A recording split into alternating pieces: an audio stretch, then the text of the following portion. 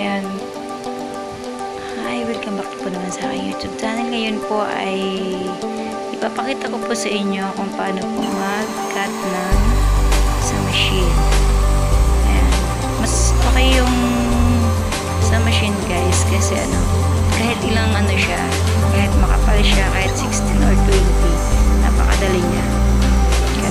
Ngayon ay atin muna siyang pagpatong-patong kahit umabot man tayo ng ilang patong.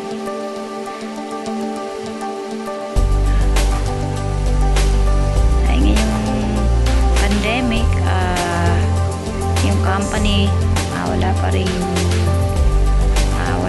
bukas, wala pa rin operate, kaya trinay ko muna yung aming mga telang natira.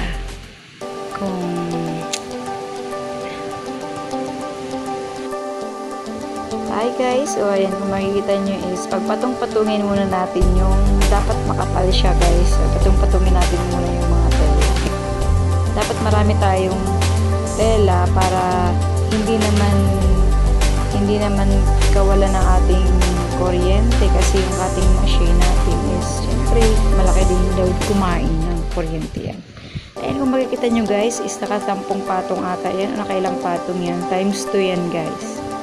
Ayan, mag-pattern muna tayo, tapos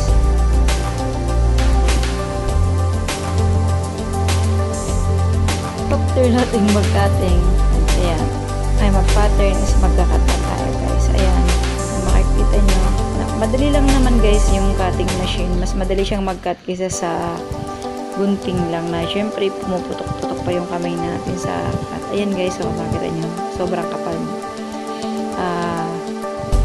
Hindi, wala pang operate yung kumpanya, kaya yung ginawa ko, yung mga dating tela is ginawa ko muna ni raffle short, pang online. Kaya sa sunod guys is